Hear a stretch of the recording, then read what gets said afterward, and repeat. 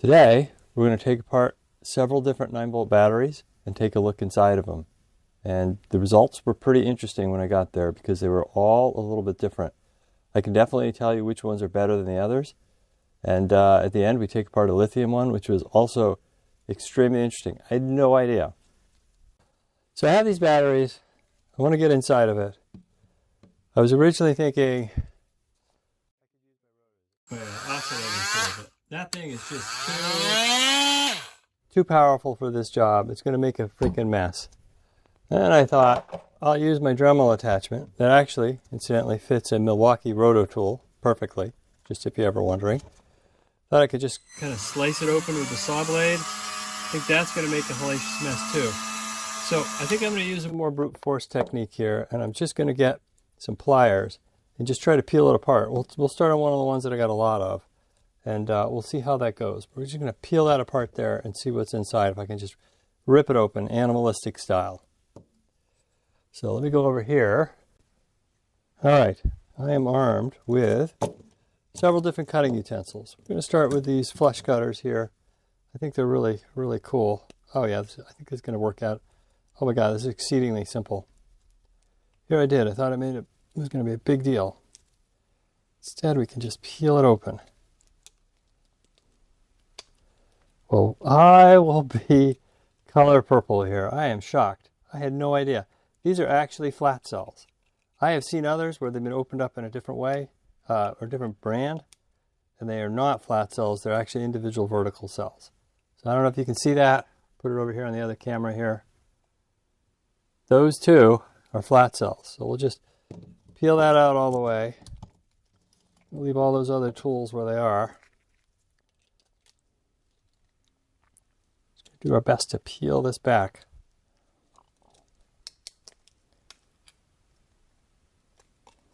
I am wearing gloves. There are toxic things inside of these batteries. So there we have it. That was my initial concept, right? That I would make the most energy dense, efficient way with individual cells. So there you go. 1, 2, 3, 4, 5, 6 cells. 6 times 1.5 is about 9, give or take. These voltages aren't exactly 1.5 volts, so this, depending on the chemistry. So they have a base plate, which comes up to the positive. Yep, that's the positive. You can see that on the side of the battery there. The little terminal is the positive. So, okay, so that's what's inside one of those. All right. I kind of really want to see what's inside a dollar source cell. So these are brand new, but they're only good for 2 years. This is not an alkaline. These are alkaline, supposedly. All right, so let's go ahead and peel this one back here. Do the same technique here. That worked out fantastic. Just take it right down the seam here. Positive. So we're working on the positive side of a battery that is a dollar store battery. And we knew the voltage it was decent, right? We checked everything ahead of time. Ouch, that hurt. All right. Believe it or not, this one is made with stronger metal.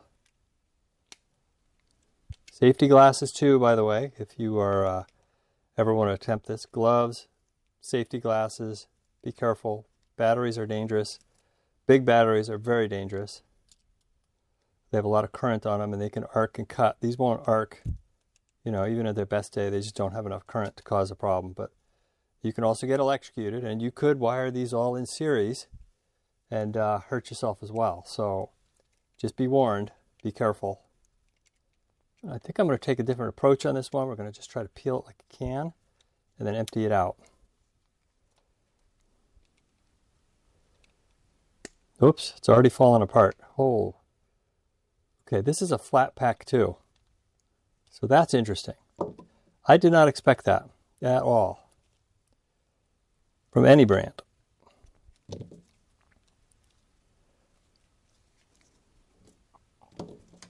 Okay, here we go.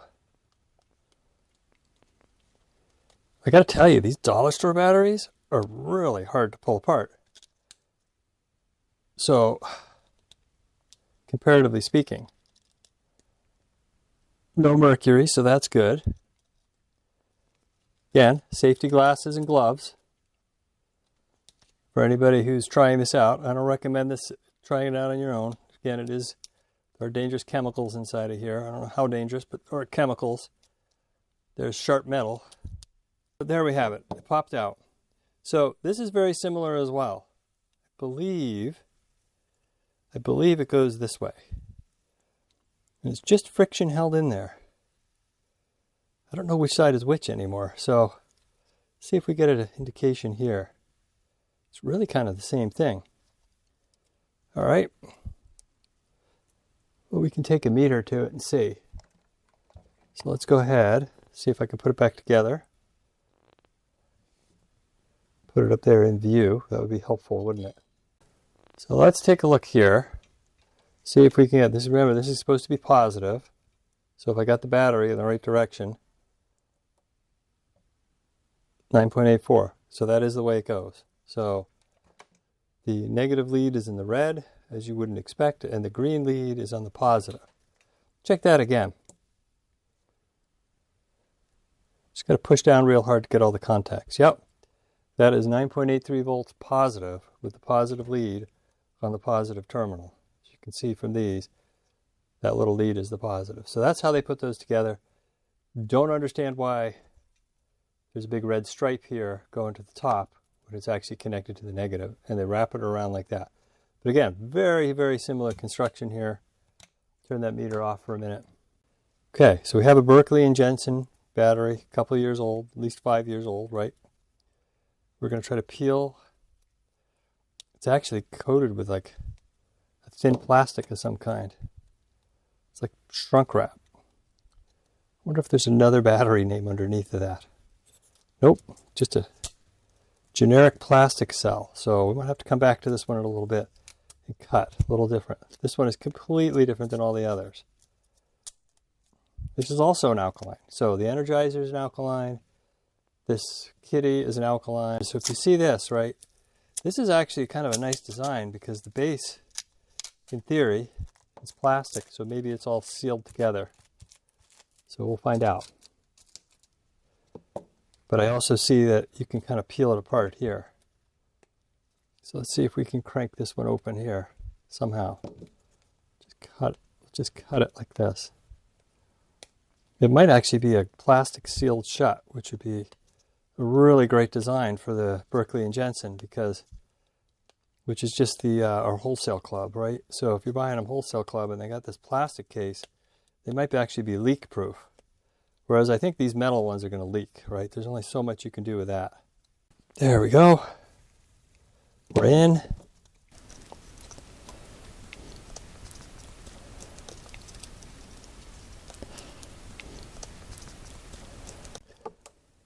Let's see what's inside. So already we got differences between them. Yeah, look at that, baby. Completely different design. Now, I don't know if they sealed the plastic case. You may not be able to see the inside of that. So if they did, bone to them, but there's just a little array of 6 batteries. So we should be able to take a look at this, and we should be able to take a look at one of these cells and see that they're 1.56. And so if you multiply, I'll go that way, but then it doesn't matter whether it's a negative or positive. So these are 1.561 volts per cell, give or take. They're all going to be, they're not perfectly balanced, right? But they're about 1.5, and 1.5 times 6 is 9. So there we have it. 6 individual cells. So somehow it's cheaper to do this, because these were Wholesale club batteries, and make it all fit together, than it is to do dollar store, right? This is definitely cheap. These are dollar store. That's the cheap way. So Kidde did it as well. Next, we're going to do an Energizer battery here. And make sure to stick to the end because I did find a Duracell. These are the heavy-duty, non-alkaline type batteries. We've got the Berkely and Jenson, which uses individual cells. That's an alkaline battery. The Kidde, which is the cheaper, this is a really cheap, thin wall, by the way. The dollar store aluminum, you can feel it. The dollar store aluminum is actually a lot heavier than the Kidde metal. So Kidde on their smoke detectors are obviously giving you a really cheap cell, but they've worked for 5 years continuous and it still has voltage, and none of my smoke detectors were beeping. So we've got that. So we're going to go to, hopefully I'll be able to open this easier, an Energizer Industrial. But industrial, I don't know what the differences are between industrial and consumer, but I know they're a lot cheaper on Zero. So that's where I buy them. And they are a brand name. Let's see if I have an inkling. I think this is a stacked cell as well in the Energizer. So imagine that. And it's peeling pretty good actually. It looks a little higher quality right here. This looks like a nice plastic widget here. So I'm not sure what they're doing. If you like these videos, please make sure to like, subscribe, and comment. It really helps fuel these so I can make more. There we go. So that is wicked interesting. So this is a stacked cell, but this is just a, so if you're looking at the Kidde brand, right, it's just a thin wrapped piece of plastic. This is actually a solid piece of plastic in here. It's actually a pretty nice design. The super heavy duty dollar store brand, 75 cents a cell. It's exactly what you'd expect, kind of falling apart. This one is also friction held on. And this one, underneath, is actually wired in. So it's in a plastic enclosure of some kind. So this is wicked nice. So let's just take a look in between one of these cells, if we can poke in here.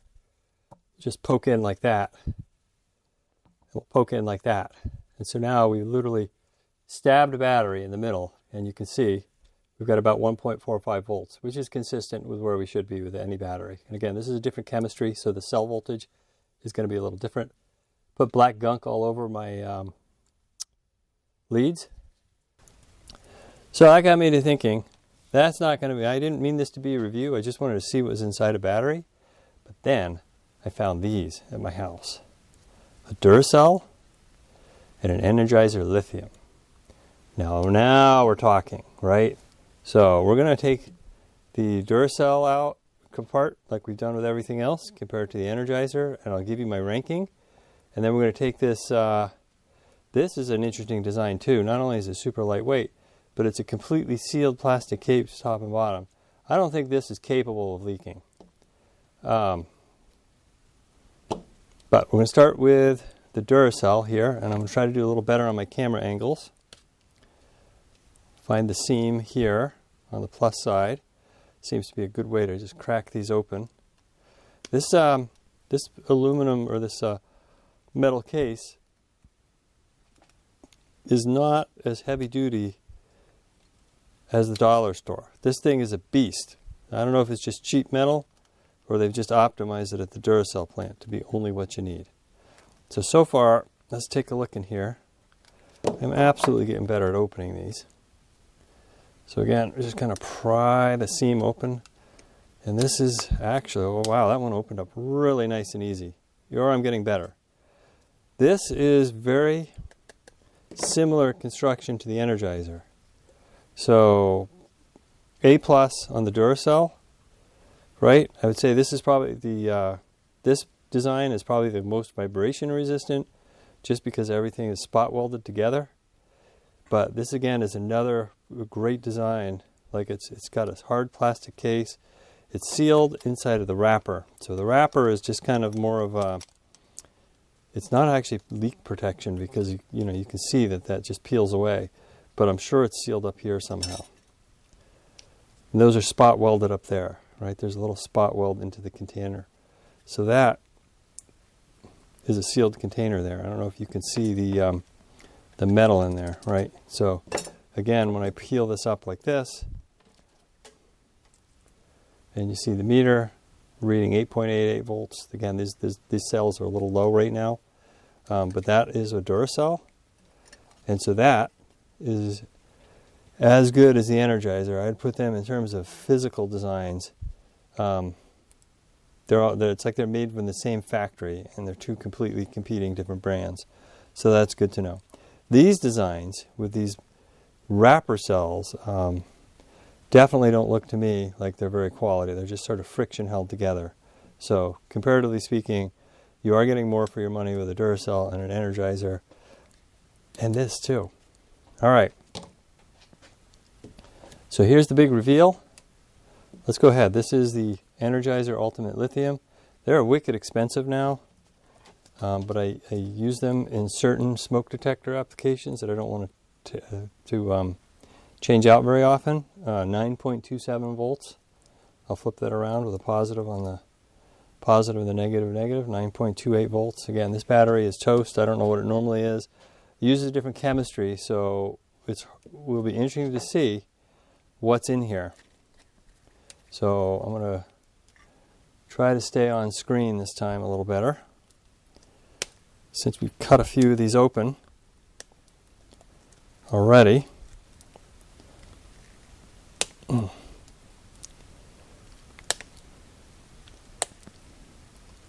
Yep, making progress. I'm getting a lot faster at cutting these things open, that's for sure. Again, it's just a foil, just in case you're wondering. I did not expect that at all. Holy crap. Holy crap. I did not expect that at all. I was just about to say, it's just a thin foil wrapper wrapped around the battery. Look at that. Again, different chemistry, so these are probably 3 volts per cell because they're lithium. A lithium battery runs around 3 volts. So 3, 6, 9 volts, that's how you get the 9 volts. Instead of a stack of 6 at 1.5, you have 3 at 3. Both equal 9 volts. But I had no idea. I thought I was cracking open a solid case. And it's, you know, a solid case like this Berkely and Jenson case, right? That's what I thought I was going to run into. And I was honestly thinking I might run into cells that look similar to that. But instead, they're horizontally mounted cells. Wow, what a difference. And it makes sense because I wasn't thinking, you know, that a lithium cell would be 3 volts, which it is. Let's see if we can get in there a little tighter here. It's getting a little hard to open across the top. I'm going to guess you just peel this side away too to get to the other side. And that's how they stack them in. So it's a continuous label.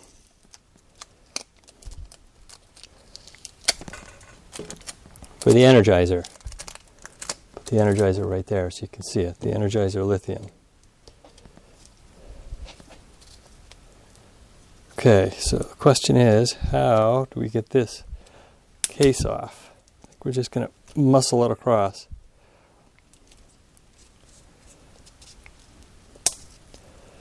I had no idea.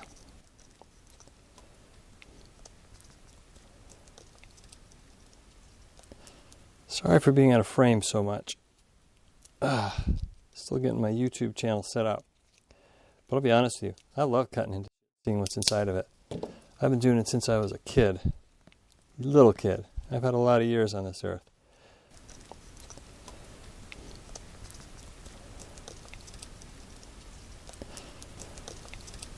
What a cell looks like. I think my best bet here, after having working on this for a few minutes, is to just cut this, spot weld it on, great for high vibration, so everything's spot welded. And this is the bottom lead that runs all the way to the top positive. So we'll just get that out of the way. Ow! Plastic is sharp. Okay, good. So we're going to push the cell out and just see what it says. Okay, ready? Push. There we go. A nondescript lithium cell in the middle of all of this. So those they slide 3 in, spot weld it into place, stick a label on it, and sell it to you. Very interesting. Let's take a look at an individual cell here. Again, notice the meter on the background there. We're going to just measure the voltage across it. 3 volts. Look at that. 3.085, 3.09, 3.085. So multiply that times 3 or add it all up. It all goes together. That is an Energizer Lithium. And that is amazing. So I don't even know where to rank that one. It's so different than the others. So these are ultimately really good cells, spot welded together, A+ on this, spot welded on the Duracell, spot welded on the Energizer.